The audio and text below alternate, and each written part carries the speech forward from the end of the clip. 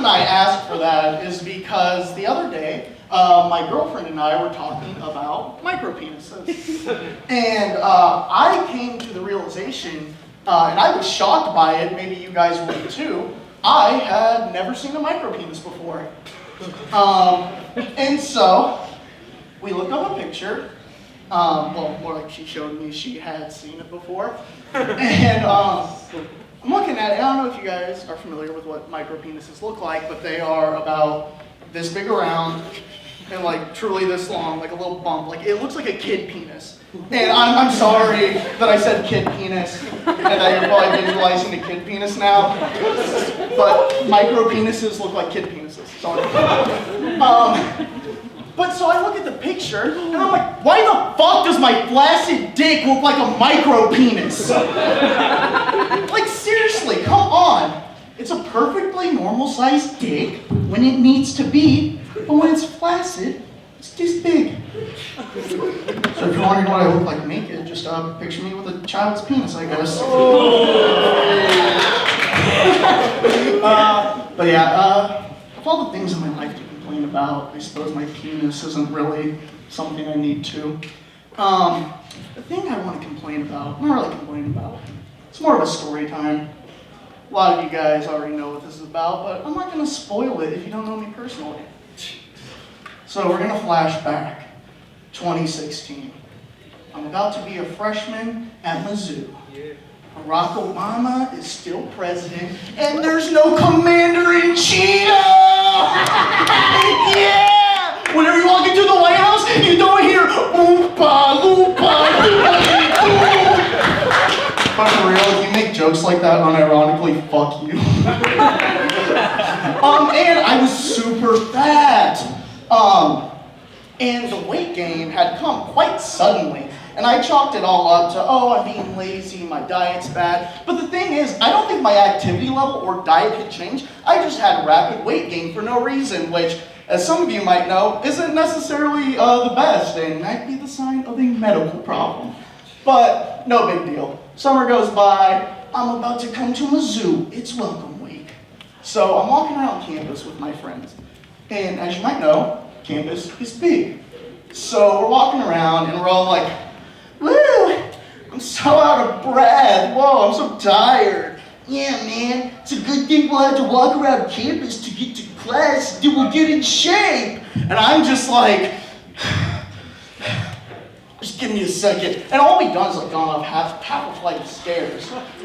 And so this proceeds, and then it's the night of the Tiger Walk. And walk through the columns. All of you guys know to go here. And it takes me 40 minutes to walk from my dorm in Hudson to the columns.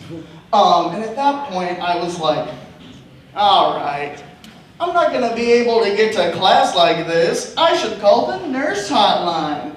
So I do the Tiger Walk, and then I sit down, and I pull out my phone.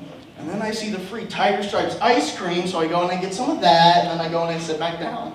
And I finally call the nurse line.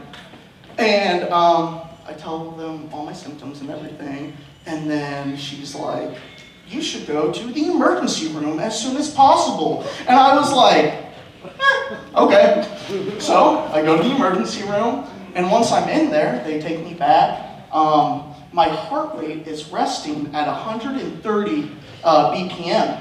And I'm like, man, that's weird. I'm like, haven't been exercising or straining myself at all. And then they put a needle in my arm, and it's like Old Faithful just starts shooting out, probably because my heart rate's 130. And I'm like, whoa. I was unfazed throughout this whole thing, trust me. And so they're taking me back, and I'm telling them some symptoms. The weird thing was, I was like, ow. My tummy hurts, so I gotta take a break until it stops hurting so I can walk again. That was kind of it, but I was also out of breath. It was weird. I was like, I think I have gastric reflux. And so the doctor's like, yeah, it seems legit if your stomach hurts. So I'm in the room, he's listening to my heart, and he's like, huh. And I'm like, what? And he's like, that's a S4 Gallop. And I was like, okay. Apparently having the fucking Kentucky Derby in your chest isn't a good thing. So all of a sudden they wheel in all this equipment and they're doing an ultrasound on my heart. It's called an echocardiogram. It is a procedure I'm very familiar with now. Then they come back in and it's Sunday night. So I'm watching Mythbusters on the Science Channel because if you have a brain, you know that. Mythbusters is on Sunday nights. And the doctor walks into the room. By the way, he's such a young guy. I swear he's like fresh out of his residency. He had to be like 30. I don't know if that's the right math, but somewhere around there. And he's like, can I turn this off? And I'm like, what the fuck? I guess. And then my friend was in the room and he was like, is it okay that she's here? And I was like, yeah. And he like sits down and he's like, hey buddy, you have heart failure. And I was like, oh my God, dude, are you gonna cry? Like, chill. And I do feel bad for him. Imagine, like, okay, I take things fine. I have a rough life. I got mom problems, whatever. But imagine you're a doctor, a young one at that, fairly recently out of residency, and you have to tell some kid who's about to like start his new life at college that he has heart failure. That had to be hard for him. But I was fine, and now I just use it as an excuse to not pick up anything above like 10 pounds. Thank you, that is the story of my heart failure.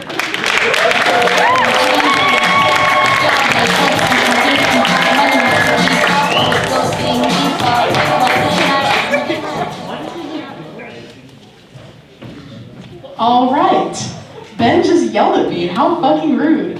Welcome back to the stage, Ben and Sean. Hey guys, I know. I made fun of a lot of people tonight, and I apologize to everyone that I did. But now it's the fun part where we get to make fun of everyone who performed. So without further ado, here we go. Yeah, we're just gonna go down the line. Starting with Maddie, our president of Stand Up Club. Where's Maddie? Maddie? Yeah, you can stand up. Maddie, you're a theater major.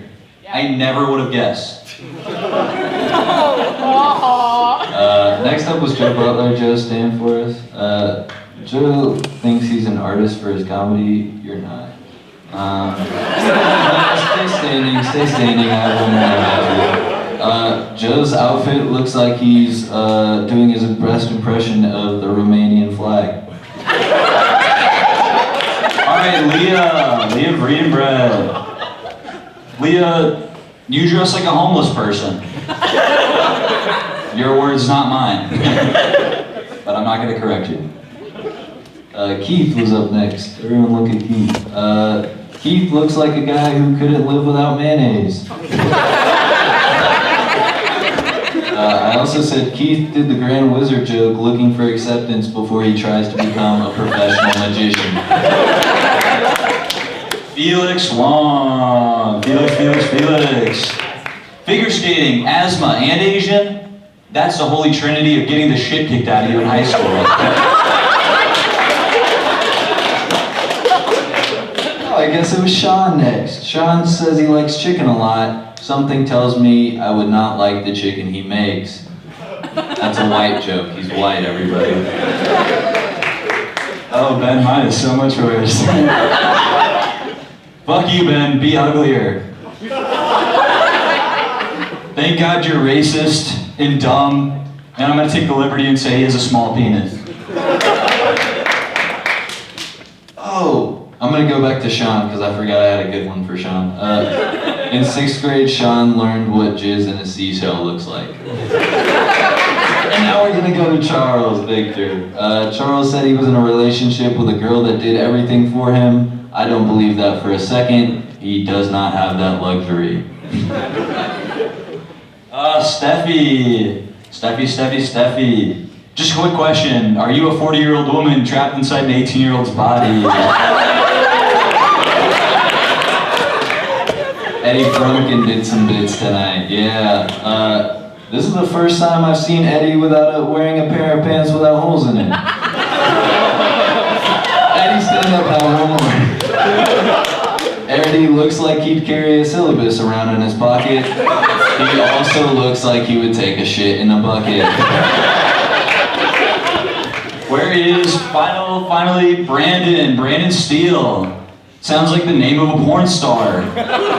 Brandon, the man with the micro penis of steel. That's all we have for you guys. Thank you all for coming out. Maddie has one more thing to say. I'm not letting you escape yet. You won't be so lucky. Here's what I'm here to promote. Guess what? We're on social media. That's right. Follow us on Instagram at MUStandup or on Twitter at MizzouStandup. We do shows sometimes. If you like what you heard.